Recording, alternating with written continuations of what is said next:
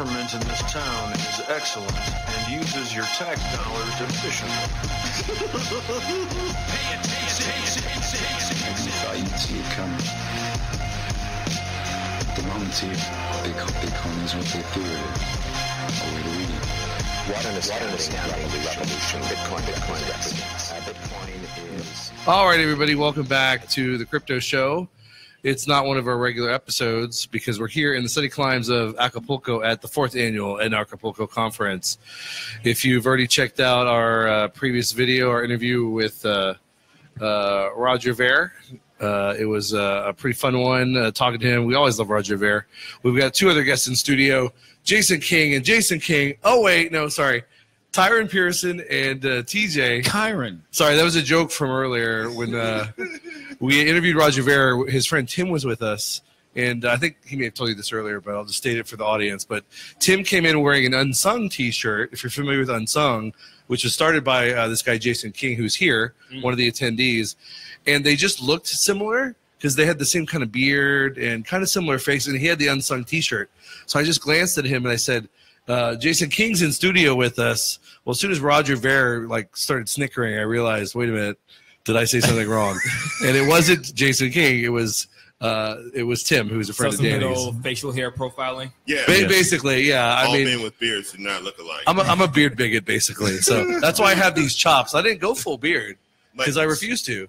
Yeah, I got the muttons. Thank you. They run nicely into like a faux neck beard situation. Yes, I like that. That's what I was going for. Yeah, I don't know if you're familiar with Austin, Texas, where we're from, but it's a very hipster town. Hey. So you got to do all sorts of unusual things to be as hipster as possible. So last year, the Roger Ver debates, one of the comments on the video was, "Oh, wow, I didn't know Fozzie Bear hosted the crypto show." Hilarious. God, I forgot about that. Anyway, but no, we do have Kieran Pearson here and TJ, and we're very excited to have them both. And we want to talk about a handful of stuff, including their thoughts on anarchism, and not just, I want to know how you guys actually, why you're here. I want to know what brings you here. What is it about in Acapulco or the ideas of anarchism that brings you here? Then I also want to talk about sort of more the general atmosphere of it, because I think, everyone who's here is supposed to be philosophically and ethically kind of grounded and, on the sort of on the straight and narrow path kind of. But I think, in our everyday experience, people often deviate from that. And that's part of being human, but sometimes it gets a little more out of control than others, I guess you would say. Mm-hmm. So maybe we'll talk about that a bit too, and talk about Adam Kokesh and his run for non-president, not president. Jason King, I don't know. Anyway, one of those things. But Kieran, I want to start with you. Just tell us why are you here? Tell us about your ideas of what anarchism or libertarianism means to you. Well, first off, it's an honor to be on the show. So thank you all for having me. No, thank you. And I'm ecstatic about being on the same show as TJ, that guy T. I've been a fan since probably some of his first videos that were being released on YouTube and Twitter. So this is an honor for me. So my ideas about anarchism or libertarianism, I try to stay away from both of those words in describing who I am philosophically, and not because I disagree with what their messages are, because I would call myself a libertarian and anarchism to people that actually understand what those words mean. To others, I use the word voluntarist, right? So I use that word specifically because it's really hard for most people that do not know the word to then say, okay, what does that word mean? And then you have a chance there, an opportunity there to explain it. And in so doing, you can actually teach them. And so I try to avoid using that word. And what a voluntarist is, or somebody who practices voluntarism, which is the understanding, the practice of making sure that all of your interactions, the ones that you can control, are consensual between all the parties that you are interacting with, which means that you do not initiate force, which means, using threats of violence or violence to get people to do things that they don't want to do if they are being peaceful. Right. It's a very simple thing that I think when you explain it like you just did, and you use the label voluntarist, most, 98% of people would say, Well, that makes sense. That's kind of how I like to live my life too. But like you said, it's when you use the labels anarchist or libertarian, they're kind of emotionally charged. There's negative connotations to them. So that's why I like Fluffy Bunny. Fluffy Bunny, exactly. Yeah. That's what Danny and I have both been using for quite some time. I'm a fluffy bunny. No, that's absolutely the way I feel about it too. So, was there a particular issue that brought you into these ideas? You know, some people go straight to like they pick up a book by Murray Rothbard or Mises. Other people, it's through health. Some people, it's through cannabis legalization. Other people, it's like even like conspiracy stuff. What was it for you? I think it was a synergy of probably all of the above that you named. And then also, too, I just happen to be one of those human beings that happens to actually have intelligence for some reason, right? Like I've always been really curious and wanted to know about historical events and scientific stuff and like how things work and the inner mechanisms of our reality. And so I've always been an explorer as far as information is concerned. And it's just always just bringing that information together, synthesizing it, boiling it up with all the other concepts, and then extrapolating from that your reality, right? As far as you can deduce it from that information. Because it's constantly changing the more information you add to it. Right. So for me, I grew up in Gary, Indiana. There's actually a lot of anarchists from my hometown here at this conference. No way. Did you bring them, or they just happened to be here? They all fit in my backpack. They're not that big. I'm a big guy like you, they probably would. Well, yeah. You know, some of them are actually living here. Yeah. Wow. So there's two from Gary, Indiana that live here. One is Erica Harris, and the other is Mike Nimitz. You actually have a flyer for his party. Pretty excited about that. Yeah, he's from Gary, Indiana. His brother was here last year. It was another guy, I forget his name. Yeah, I did meet his brother last year, that's right. There were a couple people here from Gary, Indiana. And I don't know what it is about that place. In Gary, Indiana? It's probably all the pollution from the steel mills, right? So, it just happens that I'm from a place where sort of these anarchistic ideas just happen to manifest in people and they end up being here. Or just being anarchists in general, or voluntarists, as I like to use. But that, I think, had a really huge influence on me because I was able to see the decay of civilization, right? Like Gary, Indiana went from, when I was a child, every house was like, had a family in it. It was functional. Everyone had cars. And then there were fires in the houses as people like collected insurance money to be able to move out, because they couldn't sell their home because no one was buying. There wasn't a market there. So then that drew down the property value of the homes because the industry was gone. Nobody could get work because it was a monoculture industry of steel. So then, all the steel was beginning to be produced of higher and better quality in Japan and in India. China and stuff, yeah. So it was comparable or better and cheaper. Right. So the market's the market, baby. Yeah, and the towns, that's like you said, that's all they had. That's all they had. Yeah, they didn't diversify into anything else, so it shut down. And so I got to see what lack of government looks like. And it was functional to a degree. I really kind of internalized that and really didn't see a need. There was also two situations in which my dad got arrested for fishing, and like the native peoples of whatever land could go out and catch as many fish as they wanted, and they would dry them and store them. And I remember being 10 years old or so, and I was raised by a single dad, and he didn't come home, and that's terrifying for a child. Yeah, and it's because he's in a cage for catching fish. Oh, you're kidding! They actually threw him in jail. Yeah, they threw him in jail. For how long? He was there he got bailed out but he was there until like 11 o'clock at night, which for a kid. Well, no, but anyway, I mean, that's like a whole day is an eternity for a kid. And then like he could have been making money during that time, or bringing home the fish that he had caught in order to process it. Right. And eat it. Right. And have a meal and give it to family members that also needed fish. So like those kind of events and really understanding nature and how it worked, and like there was no rulers of nature, and watching a lot of Discovery Channel. I said the same thing on my interview with Jeff Berwick on NRCast. But that's awesome. Yeah, but it just knowing and understanding nature and actually seeing what was actually going on around me in the world and paying attention in history class, I think really created this ability for me to really understand anarchism. Yeah. And too, the trauma issue. I had a really bad back injury, and I just had time. I didn't have to work because I couldn't work. And so I just would, pass the hours by watching video after video after video. And, because I had this insatiable appetite to learn. And so it's like, I don't have anything else to do. Might as well learn. Sometimes though, that's what it takes, is that intellectual curiosity that you had and that you talked about, and just some time. The same, it's funny. I was already anarchist leaning for a while before this, but back in like 2010, me and my best friend and roommate both lost our jobs, and we lived off savings for about a year.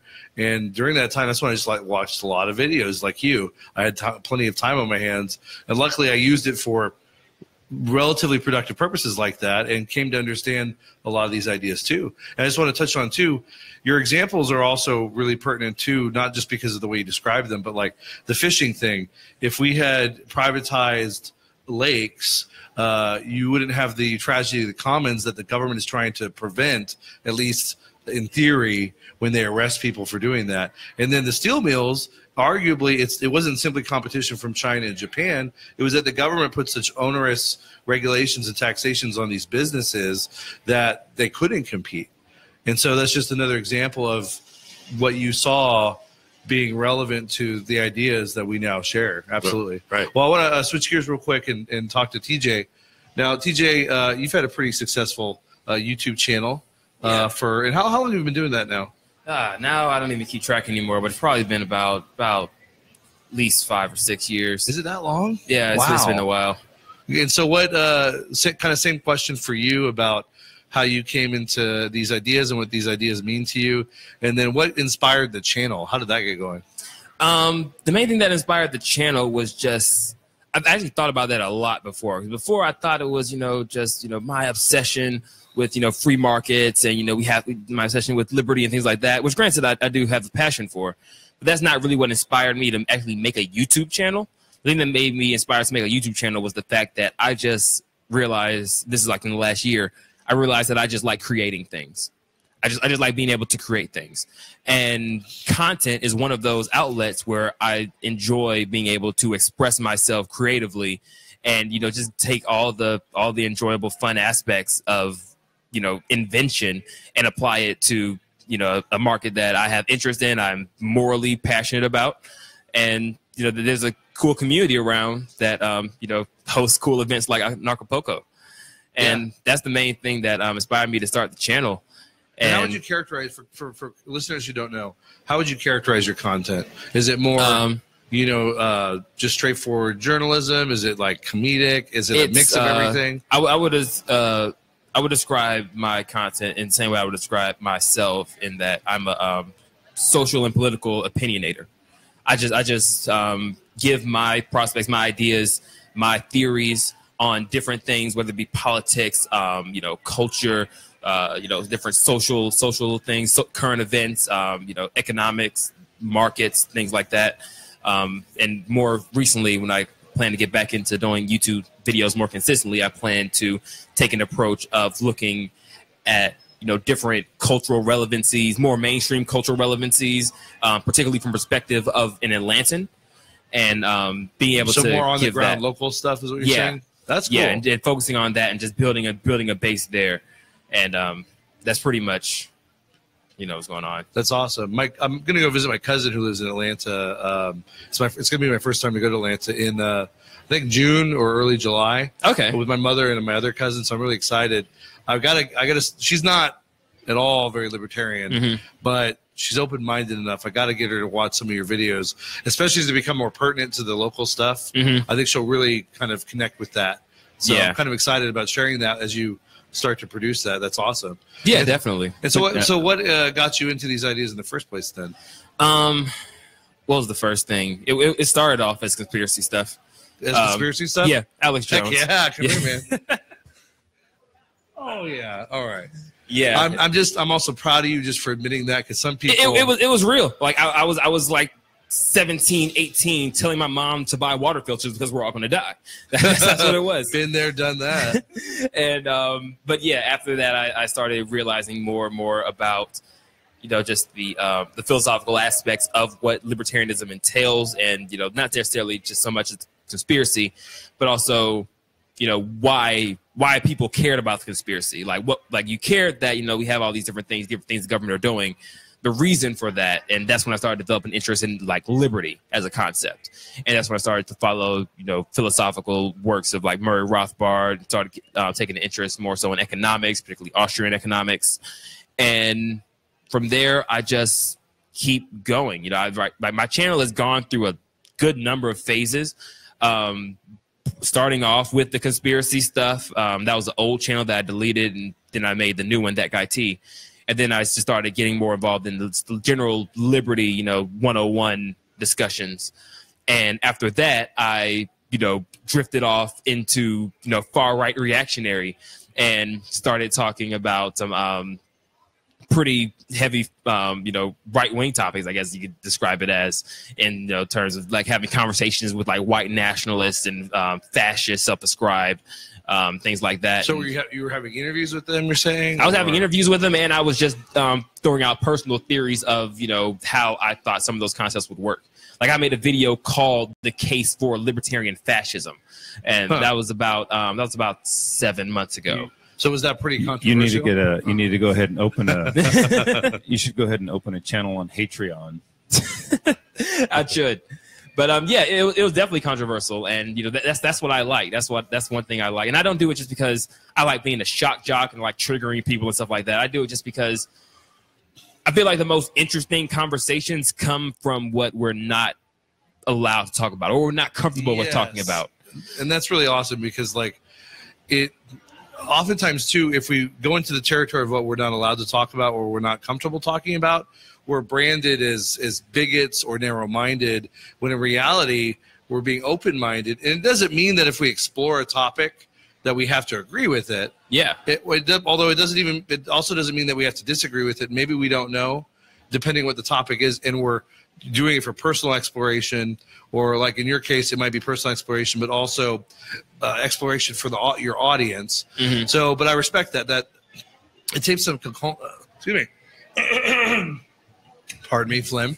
It takes some cojones, I think, to go into those kinds of topics that are provocative and controversial and, the untouchable, because we need people to go there. And again, it doesn't mean that you're a bad person just for exploring those topics. Yeah, there's this thing right now going around, not kind of in the liberty space, but just in general, in terms of just any type of, politically centered discussion, that you either have to approach a topic from a moral bias, and this is just general people's perception, whether you're on the right or the left. They assume that if you're going to approach a topic, approach it from a side that favors them, or you have to approach it as a centrist who has no interest whatsoever and no alignments, right, and just coming at this from just like a completely neutralist perspective that doesn't believe one way or the other and just says, okay, I don't believe that, but okay, and which I think is valuable in terms of like unbiased journalism and things that people are doing there.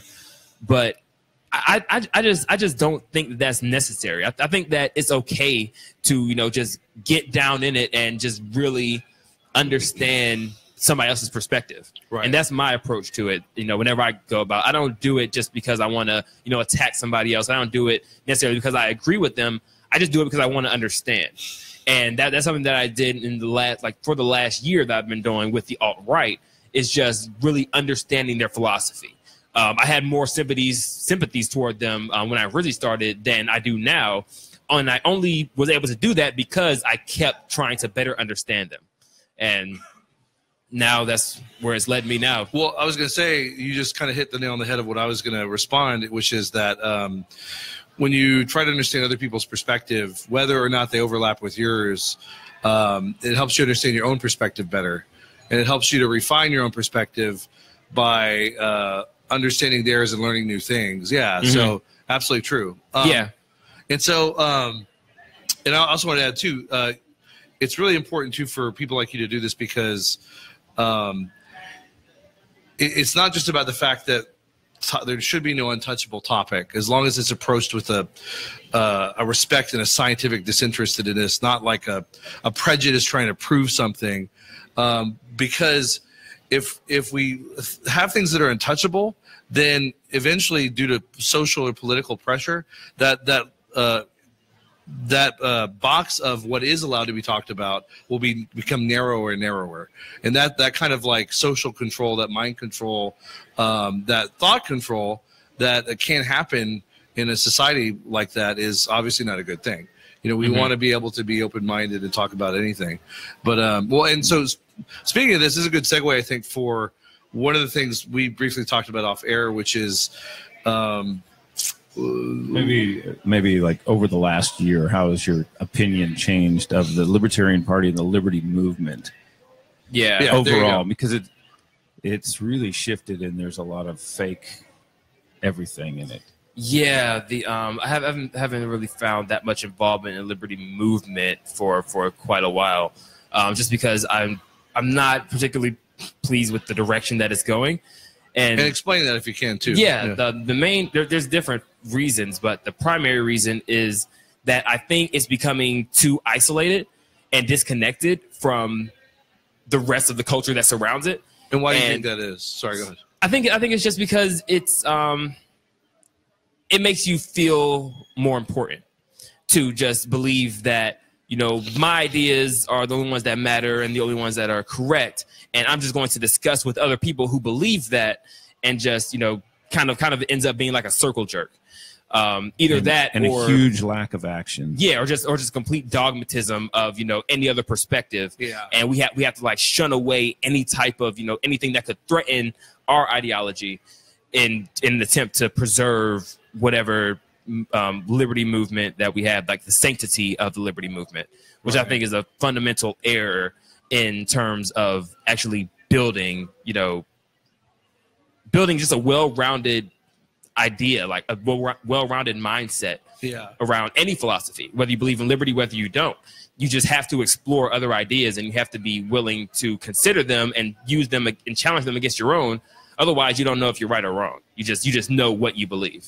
Yeah, like you both were just saying, it becomes an echo chamber, and it becomes sort of a, for lack of a better term, circle jerk, where everyone's sort of massaging each other's ego for being right, rather than, like you said, like investigating other people's perspectives and ideas to make sure that you're right. Because we all used to think differently than we do now, and we thought we were right back then. You know what I mean? And so it was only by exploring other ideas and people who disagreed with us that we even began to change our ideas. And that's something that I've been doing for the past, past really few, like 5-6 months. I've been trying my best to make myself not a libertarian anymore. Not because I don't believe in the values, but just because I like challenging what I believe. Yeah. So I've been trying my hardest to debunk libertarianism and just, see, okay, if this is true, then does it make sense? Things like that. And so far, I'm still to the conclusion that libertarianism as a moral, philosophical framework is still correct, and I still follow it. Well, that's good. though, like Kieran, I tend to abstain from the label, probably for different reasons than him, but just because there's too much undesirable baggage, in my opinion, associated with it. But I think people marketing. It's all marketing. What term is that exactly you're saying? Libertarian. Oh yeah, no, I don't use that word either. Yeah. I'm voluntarist. Yeah, That's yeah. Right. In me, I go by anarcho-capitalist or just capitalist. I even stay away from capitalist because all the baggage associated with it. a lot of baggage and confusion. Yeah, so like I just go straight voluntarist. There's no way we can confuse that. Yeah. Right. See, I have that tendency too. That's one of my preferred labels in theory, but just so much, baggage with it, confusion, that voluntarist is usually what I settle on. And I find that some of the more mature people, like philosophically and personally mature people, like you guys in this, again, movement, for lack of a better word, tend to use that word. I mean, a prime example is Acapulco. When they first started talking about having Acapulco, all the hotels were scared shitless because they thought that it was anarcho, meaning drugs, that this was going to be some kind of a drug contract. It's drugs. Right. So, I mean, it's Like, all in the marketing, and when you're trying to tell somebody, hey, you need to be an anarchist, or you are an anarchist, it's kind of hard to sell. I still can't convince my dad.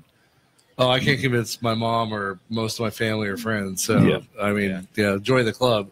And for everybody else who had that misconception, I'll just reaffirm that in Acapulco is not just a weed conference. Okay, it's interesting and there's more. There's a lot of substance. Yeah. It's not just legalize pot and smoke pot, which I wouldn't mind, by the way. I don't think that any of us would, and that's part of our philosophy. Yeah, exactly. Yeah. Well, Kyron, I want to get your perspective on this. What do you think? Do you think that there have been sort of bad or regrettable trends in the voluntarist movement? Do you think that more people could be better grounded philosophically? Do you think people are a little echo chambery and narrow minded, or what do you think? It's hard not to get echo chambery if somebody says that consent needs to be at the center of everything that you do as far as your interactions, right? It's like there's so many ways you can say that, and you have to agree with that. So, you can listen to a million Larkin Rose talks or videos and yeah, he's right. I'm going to share that. That's something I wouldn't have worded it that way, and I think that's a great way to word it, right? But ultimately, if you're a voluntarist and you're principled, you understand that all human interactions should be voluntary. And there's only so many different ways that you can say that. And so, yeah, it becomes somewhat of an echo chamber as far as that perspective is concerned, as far as voluntarism is concerned. As far as libertarianism, again, I try to stay away from the word, because there's so much conflation. There's the libertarians that are actually anarchists or voluntarists, and then there are the ones that are of the political party, right, that want to control the government to have minimal government. But having minimal government is like being minimally pregnant. It's I'm only 5% pregnant today. You can't do that. It grows. Right. Yeah. Right. Exactly. And so there's no way that you can have a small government. For the person who is suffering under the yoke of government, to them, the government is always enormous, right? It's that's a really good point. It's like being the only slave on a plantation. Yeah, everybody else is free. And we've gotten slavery down to where there's just one slave. But for you, slavery is an abomination because you're a slave on a plantation. Well, and on that same point, more realistically, historically, is we had a much smaller government, federal and state and local, back in the days of slavery in this country. And so that didn't mean, though, that was any less of a burden on the actual slaves. Right. And we had a horrific institution that was, in its own definition, was a sort of 100% government. You know what I'm saying? Totalitarian government. That's what slavery is. Yeah. That's a very good point. It was, we lived in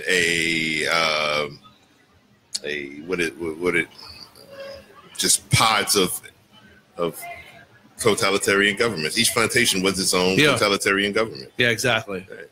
And it had, the justification of, laws on the books outside those plantations. But in essence, you're right. They were many prisons, many little totalitarian governments. Absolutely. Yeah. Well, and I got a question. So, to both of you, why is it that this conference, it's predominantly white? We've got you, 5 more guys maybe here? All right. So for everybody who can't see this, women, and we're light on women, we're light on blacks, we're light on Mexicans, we're light on everybody. But light on women? I've seen a lot of Latinos. But we're in Mexico, right? If you think about it, the blacks are really having the worst fucking problem with the cops. They should be the first ones that really want to get into this. Why is it that it's so hard to sell this? I think the main reason I've had this question asked me a few times today, and it's something that it's difficult to think about because there's no one collective solution to apply to just all black people in total. That's true. Yeah. However, there is a sort of, I think, mistake that libertarians make in that they approach the black community in terms of trying to market libertarianism from a perspective of what they value as a libertarian, and not from a perspective of what the black person that they're trying to market to values. That's a good point. Yeah. They don't meet people where they are. That you come with these, granted philosophically, morally correct philosophical concepts that make sense in theory. They're backed up by logic. You can show, you got the stats. You can show the economics of it. And, that's all good. But 90% of people don't care because it doesn't apply to their daily lives, or at least people, when they're marketing it, they don't let people know how it applies to their daily lives. Right. They or sorry, go ahead. Yeah, I was just saying they just say, you know, like, you know, we have this, you know, abstract macro problem that is the state, and it's hurting you, you know, in different ways. You know, you can say through taxation, though people say, you know, most people don't really care about being taxed. And just the reason because of that is because they're not really that concerned with, you know, not relatively small, but just a portion of the income being taken. They're just concerned with daily life activities. Well, and you're right, because like for any, no matter what income a person makes, like they're not that the taxation isn't real, but the tax is already taken out of their paycheck. So it kind of feels unreal because it's automatic. It's expected. You don't have any, it's not like you have any real control over it. You're right. And then, while, you know, you can be taxed 25, 30%, there's or more, there's bigger problems for a lot of people in the Black community or elsewhere or in any community that sometimes throwing just taxation at them, it's not going to stick. They're not going to relate. They'd rather you talk to them about, well, what solutions can anarchism bring for crime or for poverty not having to do with taxes, or for any number of social or economic things. Yeah, and even in that regard, I think libertarians suck generally, just because they just don't do a good job in, you know, just communicating that. Yeah, they come into that perspective of, like I said, the macro, and just saying, you know, we have this general problem, these concepts and these theories are how you solve them, but they like, for example, the whole classic argument of, you know, when a libertarian can't convince somebody else to be a libertarian, they call them a statist and tell them to get out of the room. Okay, yeah. You did your part, buddy. You just brought a statist in, and the statist left. I don't know. Probably made him more of a statist than he was before, right? And I think the main reason that that's a bad thing is because you have to get people, you have to persuade people in a way that they feel like your ideas are going to matter to them. Yeah. So you can't just say, you know, like we know this, we recognize you have a problem in this community with crime, violent crime, or, you know, marijuana criminalization, imprisonment, things like that. You have to actually tailor your discussion in a way that they can understand, in a way that they realize that, okay, well, we all know these problems exist. We don't need you to just tell us that. And we also need you to tell us that, hey, these problems need to be fixed, and they can be fixed by, you know, private solutions. You know, whenever I talk to somebody that's, you know, in advocacy of the welfare state, I ask them, why do they believe it? Now, there's some people who there's just no hope. They just believe that, we believe that everybody should be equal. Everybody should get free food, free whatever. And whatever equal and free means, right? I mean, yeah. Yeah, I'm not in the business of persuading communists. But for other people who just, you know, generally believe, like, you know, it's just a genuine assistance of people who need it, you know, who believe, like, for as, you know, gun control, for example, which is a hot topic right now because of the latest mass shooting, you know, who just believe that the restrictions on firearms is a method that's going to assist in protecting people, and being able to come at it from a perspective of showing them tangible solutions in their community of how free market or libertarian ideas translate into their benefit is the best way, I think, to persuade somebody to adopt these type of ideas. Absolutely. And I want to get Kieran's take here in a second, but to add to what you're saying, on the flip side of what you're saying, it's not just appealing to them about the issues or problems or whatever that concern them personally. It's also knowing not what to say. So, for instance, like my ex, her grandmother, who was a really nice lady and pretty open-minded potentially to libertarian ideas or voluntarist ideas, she nonetheless, her sole income was Social Security, both her personal one and from her deceased husband. And so one way I knew never to talk to her about voluntarism was to discuss the welfare state, because that cut too close to her bread and butter. You know what I mean? Yeah. So that's one of the things I knew not to talk about. And that's kind of the flip side of what you're saying about. And the way that you know not to talk about that, the way you know how to market these ideas to who'd you say it was, your mother-in-law? Or sort of my ex's grandmother. Oh, yeah. Your ex's grandma. But the way you recognize how to do that is understanding them. Yeah. Being able to understand the community. And there's a lot of libertarians who have these ideas. They see the problems, they can recognize it, the problems that exist in the Black community. they don't really understand the community that they're preaching to. Exactly, or they kind of homogenize the message. In other words, like they just throw it at you, irregardless of your background, what community. Yeah, it's kind of like trying to catch. It's trying to like going fishing and just throwing whatever bait you have and just hoping to catch every fish in the sea.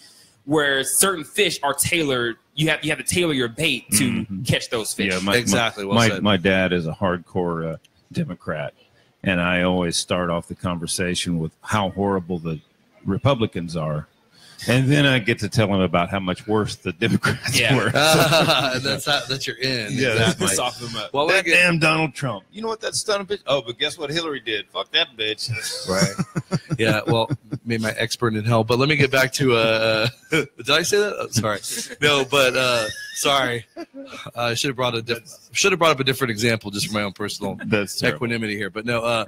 But Kyron, I want to get your take on what we've been talking about. I'm kind of. I want to address one thing first. Is that I would imagine that we are the first duo of brown people or so-called black people to be on your show at the same time. No, seriously? No, not at all. No. We're the best looking though. Right? No, with but the others were ladies with the cannabis ladies. So, okay. Well, regardless, if not the first, maybe were they voluntarists though? I don't think she was. See, what was her name? Kathy or I don't remember. Kathleen or I don't even. I'd be willing to wager that. I won't say that for certain, but regardless, you're one of few. The point is taken well taken either way. And so when you have to when that is a rarity, right? When you can't at a huge conference where there's 1,500 plus people showing up, you can't muster 10 brown people.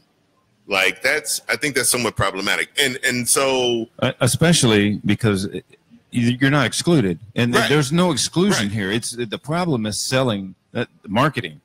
Well, I think a lot of it is marketing, but you're also dealing with a people that have for the last 400 years have been utterly tortured, and I think that there's an issue with breeding. Like our ancestors were bred like for tameness. I imagine as well was one of the things that they bred for. Like they would say, hey, look, you go over here and breed with her and make us some babies. Like they literally bred us like people do dogs, like show dogs. Yeah.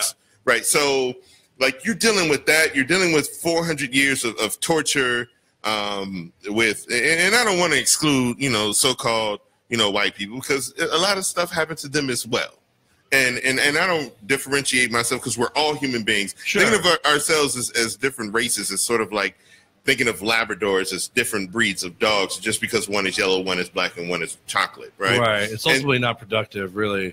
Ultimately, and it isn't based in science. It isn't scientific. Yeah. So, but as far as the category is concerned, that sort of breeding that has happened, as far as like tameness, as far as these traumas that have happened, and the culture of not wanting to stick your nose out too far, or lest it be chopped off. You don't want to create a lot of trouble. Like black mothers will tell you if the police say something to you, yes sir, no sir, don't say anything, or like just tell them where you live and tell them everything they want to. They'll tell you to incriminate yourself, talk to them, and next thing you know, you're in a case doing 20 years because they've been taught to just fold to authority, especially so-called European authority, which in the context of the United States is the government, right, in its essence. And you're dealing with people who had to cling on to dogmatic practices of religion. Like they know that. Even people that are atheistic in their sort of approach to life, they still hold on to that smidge of religiosity in order to say, well, just in case. Are you saying in black culture or American culture in general? Yeah, black culture. I mean, in general, in culture in general, but especially in black culture. Well, that's what got us through slavery. Like my mother had said that to me. Like, well, you can't, get rid of it. That's what got us through, all those hard times, and not that they ever ended, but that's a whole nother debate. But go ahead. But when you understand that all of those issues, you still have to consider, well, we live in a technological age, right? We live in an age where, the average teenager is spending 4 hours a day on their phone.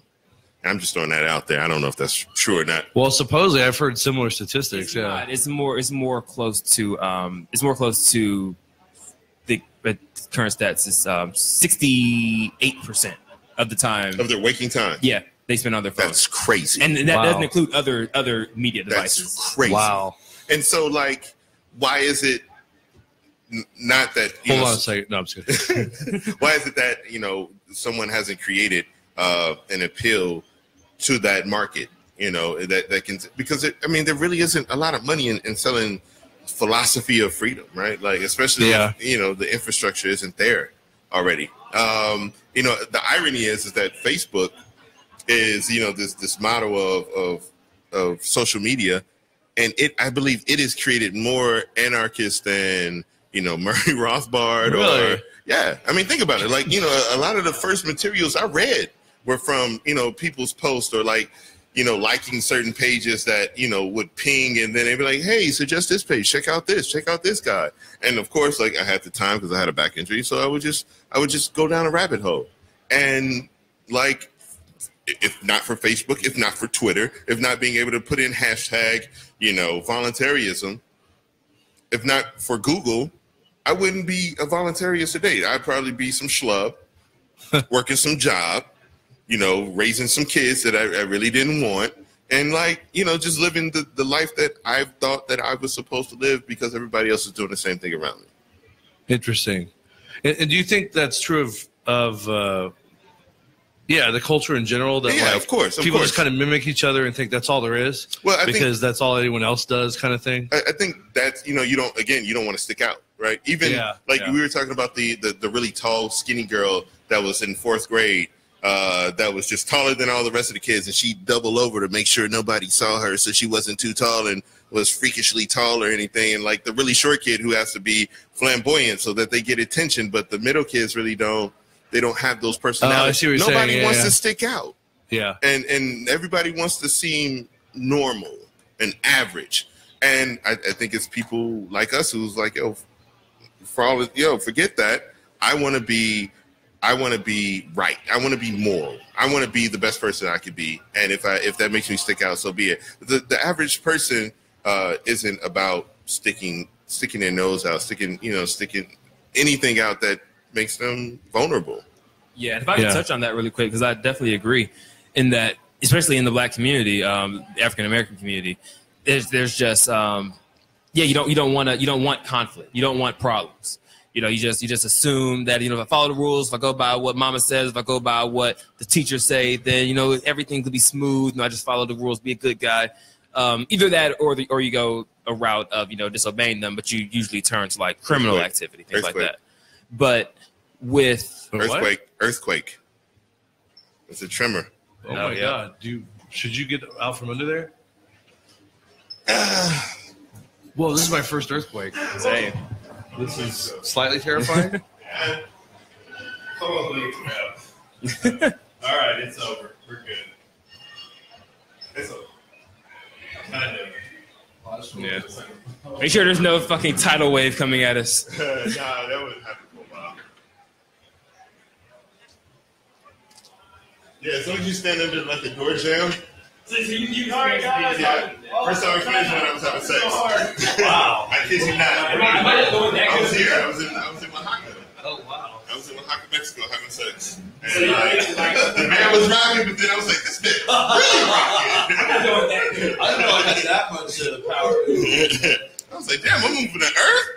Oh, That's funny. Seriously, it was a legit story. So glad you obviously, get so obviously, this is some ground shaking information that we're probably. Good one.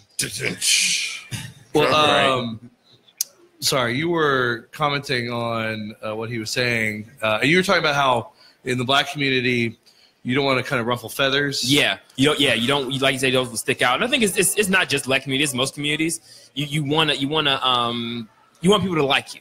You want to be likable. You want to be in a position of where you have friends and when you're good with your community. And when you're approaching libertarianism, you have the option of like people like myself and Kieran who, we just said, screw that, we don't really care. And we're going to buck the system and buck social norms and still, just do what we believe. And there's also going to be some people who do that, but I think it's going to be a minority. Yeah. And I think if you want to market libertarianism to most people, like on a mainstream basis, you have to meet them in a way where you're giving it to them and give them means to be able to, share it with others that don't ruffle the feathers too much, that don't make them become, shunned from their communities. Right. Or shun the information they're being given because they're afraid of sticking out. Although I would imagine to some extent, and maybe not always, but sometimes I wonder if we don't need to ruffle the people's feathers a little bit, not too much to scare them off or to be concerned about scaring other people off, but sometimes you got to get people out of their like comfort zone to really consider new information. But it's a tough art to perform because you got to know where that fine line is. It is. You definitely can't do it too much. You want them to pay attention to you. You don't want to just be boring and just say just milk toast and have no passion whatsoever. Exactly. But you also don't want to come at it from a point to where you're scaring them away. Exactly. Well said.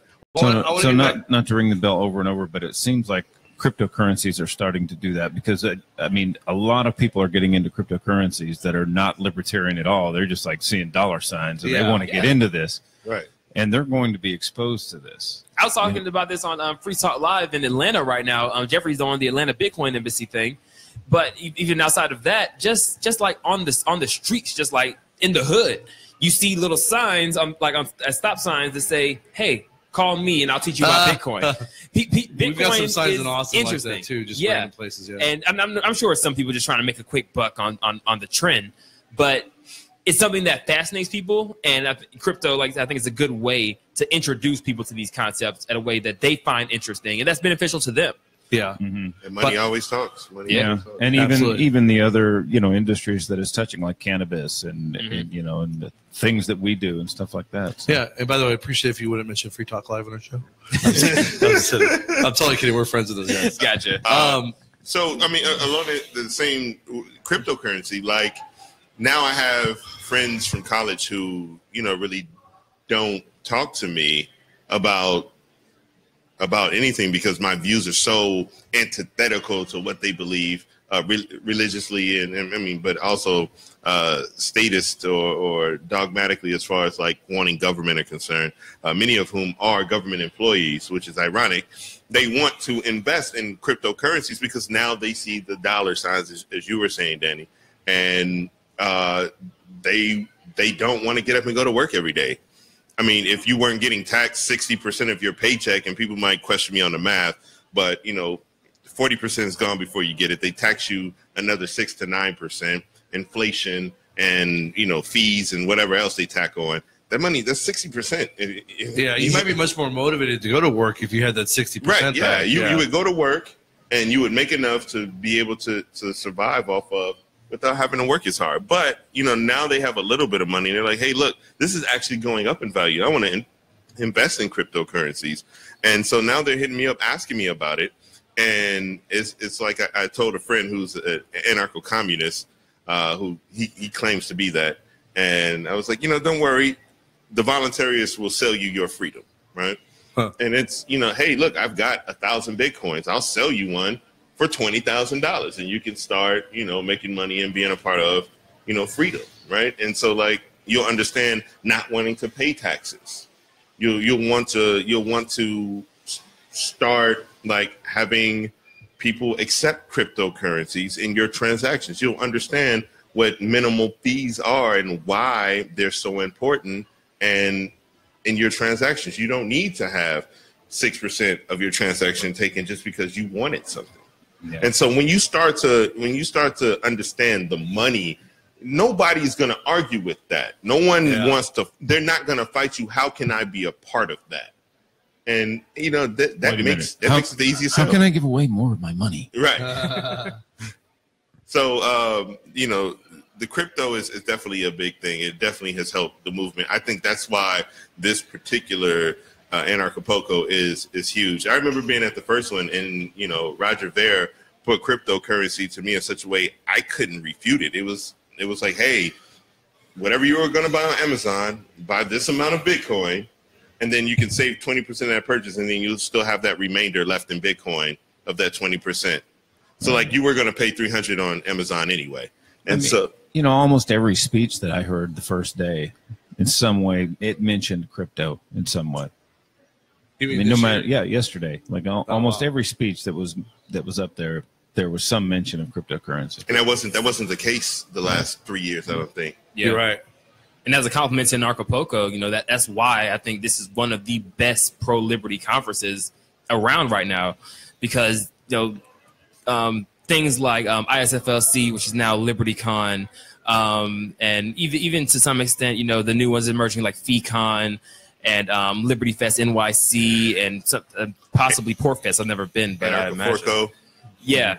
And there's but the thing about in Acapulco that's so different is that it's not just libertarian culture. It's just culture with libertarians. And I think that's a very different approach. That's a good when you bring in people. It's not just a festival for just libertarians to come together. It's a place for people to actually come and just learn about different things, different concepts, different free market things that are happening in the world. Not necessarily from a libertarian perspective or even pro-liberty perspective, but just from this is unique. This is a decentralized private operation. This is something that's happening absent the state. And from there, I think when they find fascination in that, then they can develop, fascination in the actual concepts of, anti-statism. Absolutely. And I want to get to one more quick topic that we talked about earlier. Before, though, we do that real quick, I want Kieran to address something you brought up. I don't think we ever gave you a chance to sort of respond to it, which is you had mentioned there seems, there is a relative lack of people of color, black, brown, et cetera. Here, what do you think can be done to improve that situation? I mean, considering I believe all of us come from the States, you said, right? Yeah. Most Americans don't even have passports, right? Yeah. Like the vast majority. What is it, like 10% of Americans have passports? That's probably, yeah. Yeah, so you have to guess that 90% of the black community probably doesn't have passports either, right? And it's probably even fewer. I mean, because we've lived historically in a context where there were small pockets of where you could be, even still in this country to this day. Yeah. I mean, I don't feel safe, being outside of certain urban centers because you're going to get pulled over. It's going to happen, right? And it's dangerous out there. Yeah, I lived in Detroit. It was kind of dangerous for me too. Yeah. So you gotta stay out in the cornfields. But there's a sense of fear, and it's like we know the things that have happened historically to people that look like us in this country, and considering that most of us probably went to public schools or the fool system schools, right? So we aren't given an education about the histories of other countries, let alone the one that we're from, in a way that lets us know that, okay, it's safe for us to go and check this place out, or even want or desire or even have a connection to even want to understand that. And so, like, we don't want to go and explore the world. And it's like a slave that's on a slave plantation, right? The slave plantation owner will tell you, hey, it's dangerous out there. If you get caught out there without papers, they'll throw you on a plantation, and their plantation is so much worse than ours. You'll be picking cotton from sun up to can't see in the morning to can't see at night. We give you breaks. We do this, we do that. And so, it's the same concept. A lot of people live in fear-based realities, and they never want to leave the plantation for fear, regardless of race. But I would say more so of certain other races. Especially the so-called black race that I don't believe exists, but that's just me. But yeah, it's a cultural thing, right? Culture is not your friend, as Terrence McKenna say, and we all have our own. Yeah, I should hope so. Like he was that dude. But you get stuck in the culture that you were born into, and that limits you, and it's hard to break out of that. Yeah. I think part of being human or growing as a human, being truly human, is to transcend your culture or your upbringing or the groupthink around you, and to be able to examine it from the outside and to critique it and to decide whether it's true or not, or for you or not. Yeah, absolutely. Okay, you've given us a lot of time, and we really appreciate that, guys. And plus, Ron Paul's going to be speaking soon. But one last thing, because we did talk about it, we wanted to talk about it. Adam Kokesh's run for the not president. What do we think of that? I'm, it's interesting. It's something different that we haven't seen in the party, so we'll give him that. I don't. If I were betting all my crypto on it, I'd probably bet against them, unfortunately, in terms of absolutely dissolving the federal government. But the idea is good, and I've actually found more of an interest with it, and that is because I want to talk to him about this before we leave. That I hope that if he can somehow integrate into his platform not only the abolition of the United States federal government, but also, which I think is more practical, the abolition of the Libertarian Party, I would probably be more on board, because I have real strong contempt for the Libertarian Party and how it's currently being managed at the moment. Yeah, so I can agree. It feels really corrupt and just hijacked, and just not where the rest of us want to be. As a voluntarist, you should have contempt for any political, government. Absolutely. Organization. If it wins, what happens? It becomes the Democrat Party. And so who's it replacing? Yeah. That is indeed the problem, right? Is that, you have to recognize that the Libertarian Party is in itself a co-opting of the term libertarian. And, I know Adam knows that. And I really truly believe that Adam is running from the perspective of, this will create a conversation. Who is this guy? Why is he running? Let's go and watch his videos. That's a really good point. Let's really try to. It's the same thing Ron Paul did. I mean, think about how many people came into anarchism when Ron Paul ran for president.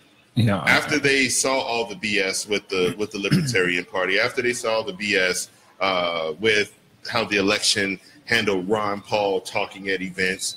He was packing out stadiums, and they didn't have this guy in the main conversation that was happening. I was a delegate, and I did not want him to win. I went all the way to Florida as a delegate.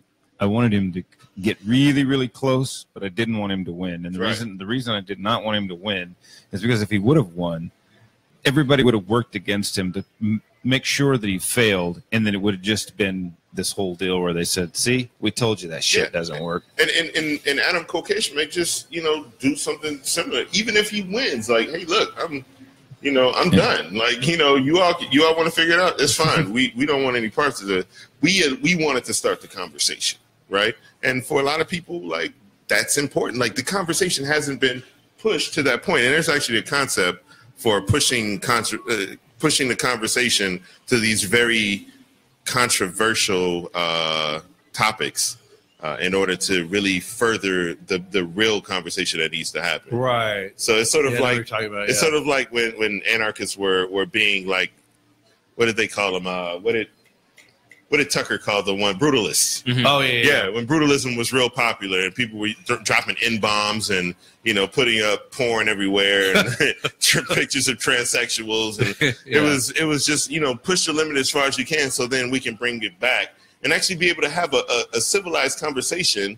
And I hate the word civilized. And have a conversation about what we really need to talk about. Right. And so I think that Adam running for president will do that. I don't think he wants to be president.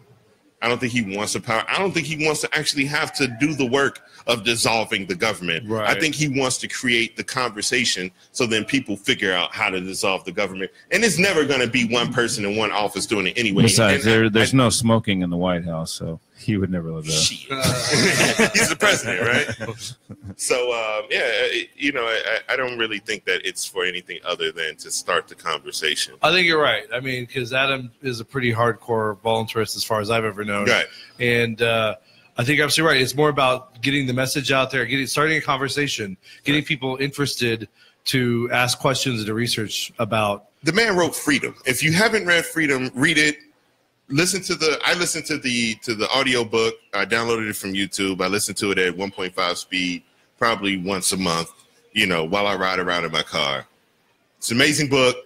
If I don't feel like you have anything that you can argue with in the book, and like I really don't think that this man is running for president to actually be the president or the non-president, as it were, but to create the dialogue, the conversation. I agree. What a ringing endorsement for his book and for Adam, or at least for what he's trying to do and spread the message.